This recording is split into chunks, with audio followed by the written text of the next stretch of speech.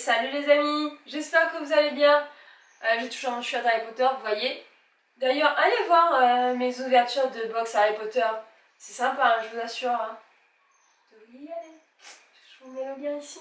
D'accord? Allez, dépêchez-vous. Hey! Dépêche-toi. Bon, j'arrête d'insister parce qu'on est là pour ça. On n'est pas là pour Harry Potter. On est là pour l'île du temps. Au niveau des dessins, Naotsugu Matsueda, et pour le scénario, Takashi Shukimoto. C'est chez Komiku Édition. Un seul tome. Il n'y a pas, c'est pas une série. Donc, je vous lis, comme d'habitude, la 4e de couverture et après je vous dis ce que j'en ai pensé. L'équipe de tournage d'une émission de télé se rend sur une île fantôme autrefois habitée.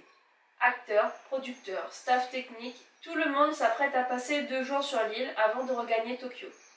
Mais une étrange vidéo envoyée par un homme masqué vient bouleverser le cours des événements. En effet, non seulement le message viendrait du futur, mais en plus il prédit la mort de tous les membres de l'équipe. Qui survivra à l'île du temps? C'est lui l'homme qui envoie des vidéos un peu flippant, un petit peu. Je vous montre quelques images. Je trouve ce manga très bien dessiné. Que la tension dans ce manga a été géniale.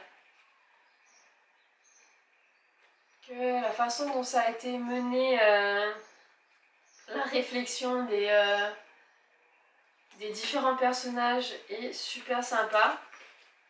Bon, je ne vais pas tout vous spoiler. Mais franchement, c'est génial. Moi, je l'ai beaucoup aimé. On découvre au début du manga, quand l'île est encore habitée en fait, un des travailleurs sur cette île a disparu pendant 5 ans. En fait, il est tombé dans un lac et 5 ans plus tard, il est revenu sur une plage et les gens lui demandent mais où est-ce qu'il était? Et en fait, il ne sait pas où est-ce qu'il était et il se rend compte en arrivant sur la plage qu'il a disparu pendant 5 ans et que c'était en tombant dans ce lac. Plus tard, lorsqu'un tournage a lieu sur cette île, John, qui est un des caméramans juniors dans l'équipe, va faire tomber son téléphone dans le lac en question. Et plus tard, sur un autre téléphone, il va recevoir un message de son propre téléphone sur lequel il va avoir une vidéo d'une personne, la personne masquée ici. La personne lui dit qu'elle est une des personnes de ce tournage 5 ans plus tard, qu'elle ne lui montrera pas qui elle est, et qu'ils courent tous un grand danger, et qu'ils doivent empêcher l'un des leurs de tous les tuer. Qu'il va y avoir des accidents et des incidents, mais que ça n'est pas dû au hasard, et qu'il doit empêcher tout ce qui va arriver. Donc il reçoit ce message, au début il ne croit pas, et plusieurs indices vont lui permettre après de croire tout ce qui s'est passé, tout ce que la personne lui annonce, et de comprendre ce qui va se dérouler s'il n'agit pas. Donc, je ne vais pas tout vous raconter, parce que sinon ça serait trop spoilé quand même. Donc John va essayer de découvrir qui en veut à tout le monde sur ce tournage, qui a intérêt à tuer tout le monde, et qui va survivre aussi, qui est ce personnage-là qui le contacte 5 ans plus tard. Je vais vous donner des notes concernant ma façon de lire ce manga et concernant comment est-ce que moi je l'ai reçu. Donc, sur le début de l'histoire, j'ai mis un 3 sur 4. Pourquoi j'ai mis 3 sur 4? Parce que très rapidement on comprend l'enjeu avec la perte des objets dans le lac, enfin le fait que les gens ils perdent 5 ans de leur vie à cause du lac et qu'il va y avoir une histoire dans le temps. Donc on comprend très rapidement les enjeux de ce qui va se passer dans l'histoire.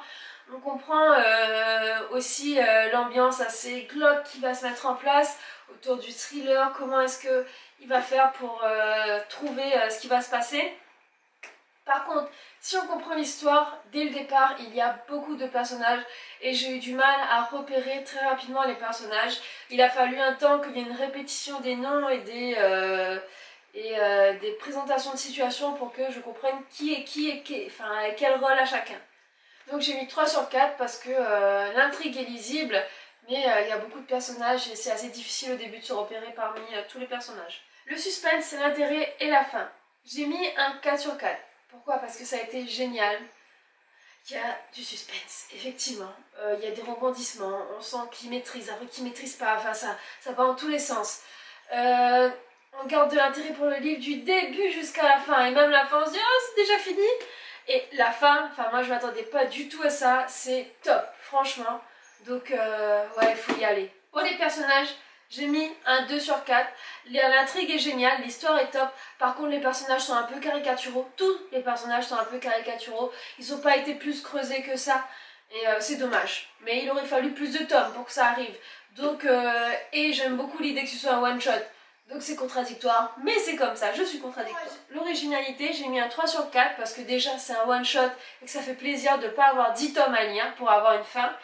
Et puis parce que la façon dont c'est mené en façon thriller, la façon dont l'enquête va progresser et dont tout va arriver, c'était génial quoi. Moi j'ai beaucoup aimé, je m'attendais pas à ce que ça se déroule comme ça, à ce que la fin soit scalée. Donc j'ai beaucoup aimé. Et pour l'écriture, j'ai mis un 3 sur 4 parce que la narration est bien menée, que les explications sont bien amenées et tout en n'étant pas trop dense, hein, c'est 3 sur 4 parce qu'ils peuvent pas nous amener des mots nouveaux constamment et ceci et cela. Mais c'est simple et efficace. Au total, ça nous fait un 15 sur 20 pour ce manga qui vaut largement le détour. C'est qu'un one shot. S'il y a un manga à lire en ce moment, n'hésitez pas pour celui-là. Bon, donnez-moi votre avis à vous. Est-ce que ça vous tenterait?